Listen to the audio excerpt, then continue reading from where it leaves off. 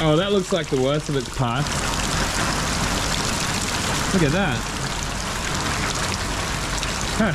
I just thought I'd throw that in at the start of this video there, guys. So I came out for a Sunday session on the Torana, and literally as I walked out the door, that hailstorm just came bucketing down on my head. So anyway, straight into this new left-hand, well, it's actually second-hand left-hand guard, which I found on Gumtree. The one that was off it was pretty bad, as many panels were. Alright, so that guard there is just about ready to go. I'm just going to give it a final prep sol over before I do get some primer down. Yeah, I decided not to even use the rust converter or the rust killer on this one because it's really not that bad. Like, there's a few little bits on the inside, but there's no rust at all on the outside, so I just gave it a good clean down. Also, this epoxy primer has rust inhibitors to it as well. So yeah, I think the zinc sort of helps with the rust. And it's also non-porous, so no water can actually come through it. So it should hopefully lock that rust, the little bits of rust on the inside, it should lock it in, and it should stop any moisture or air or water from getting into it. So we should be pretty safe. So if you didn't catch that, I'm using the Quartz brand epoxy primer. So it's isocyanate free and it's zinc rich, as I mentioned before. So yeah, apparently the zinc helps protect the steel from rust.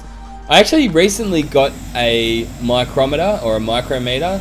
So that's like a paint thickness gauge if you're unfamiliar with that. Anyway, I went to take a couple of readings on the Torana, and I did it on a few spots where the zinc rich primer had been, and it was reading 0, and it's obvious once you realize it, but yeah, there must be enough zinc in the primer for it to pick up, and it obviously thinks that that is the bare metal surface. But yeah, that was pretty cool. So yeah, it's picking up on this primer. There must be enough zinc in there for it to actually pick up as being bare metal. But yeah, I find this is a much better epoxy primer than the U-Pol. I wouldn't use the U-Pol. I wouldn't recommend it. Anyway, straight on to the next panel. So I did just have to do a little bit of metal work, not a great deal. I actually welded a patch in here a while ago, and it turns out I must have actually taken a little bit too much metal just off that edge, so I did actually have to re-weld that edge. I kind of did a few rough patches on the inside. I actually just had to weld up a couple of holes there because at one point the car must have had some mud flaps on it.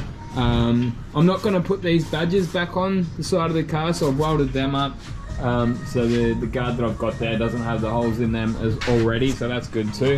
I think I might actually roll these edges over because this is the original guard off my car, but this one over here, that's had that lip rolled around, so I might just spend a few minutes with the hammer and dolly just to give myself a little bit more room in case I do decide to put some bigger rubber on the front at one stage. But yeah, the next point is to, like, I've cleaned up all the inside to my standards anyway. I'm pretty happy with that.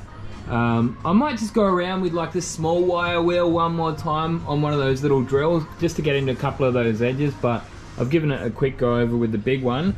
The inside wasn't too bad. I did weld a little patch inside there because that bottom edge there was just starting to rust out, so I put like just on the inside just double skinned, so that's actually kind of doubled up, lapped over the top of it.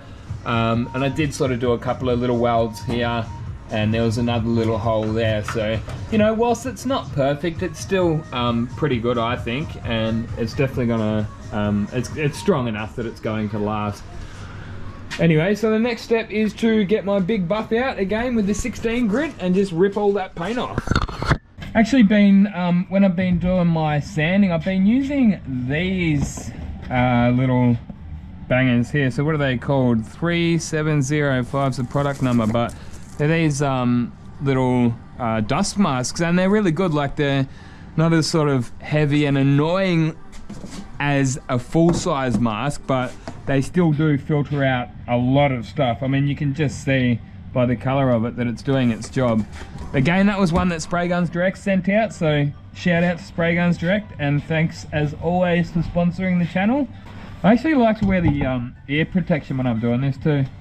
Gets pretty loud. There's actually something that's like oddly satisfying about ripping all this paint off with a big 9-inch buff pads. So I'm using a piece of 16 grit and they last for an amazing amount of time. I think I only went through 2 of these pads and I've just about done the entire car. I actually still haven't done the bonnet, but yeah, I would actually recommend using the coarser grits if you can, because you might think, oh, if you use a finer grit it's going to be a bit more gentle on it, but you think about it, like, you do have to be careful of how much heat you put into the panel because you could possibly warp them, and because the 16 grit is so coarse, you can move over each part so quickly that you're not actually putting as much heat in as you would have to if you're using like a finer grit, like 80 grit or 120.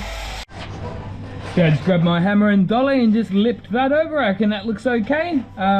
It's in the same spot and it looks the same as the other guard, so I can't have done too bad. I must admit, I kind of felt like a panel beater. So yeah, the next thing I'm going to do is get that orbital sander out just to clean up the rest of those last little bits here. When I'm doing that, I will be wearing a pair of gloves just so that I don't get any sort of fingerprints on it. In fact, I might do that first, do that top edge there.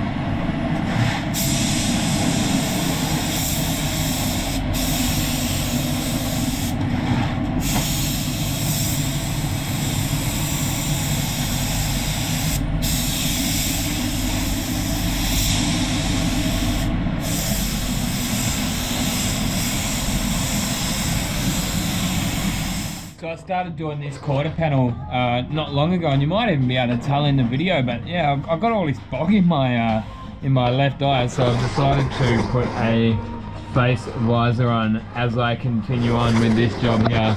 So yeah, this is another one that Spray Guns Direct sent out, so thanks for sponsoring the channel. I really do appreciate all of the stuff that they send out, but there you go. Full face mask. It's one of the Moldex ones, and it's got the particle filters on it and also the gas filter, so the charcoal filters there too.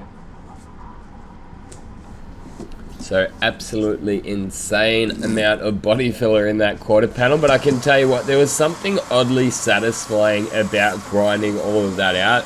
I've been enjoying doing this job. Sure, I know this is definitely not the only way to do it, but it's the way I'm doing it, and I'm actually pretty happy with the results. I'm enjoying just doing it at my own pace. That's one of the great things. Like, I can just do it panel by panel, and I can, like, sometimes I'll just leave it for, you know, a few weeks because I'm just not feeling it. Like, I got sick recently, and I barely touched it in 2 weeks, so that's one good thing about it. And yeah, I'm actually really enjoying doing the project, but we're gonna wrap this video up right about there, guys. As always, I hope you've been enjoying it as much as I have, and I'll just continue getting footage of each step of the way so you guys can follow me along. Anyway, if you did enjoy watching the video, be sure to give it a big thumbs up, and I will see you in the next one. Gunman out.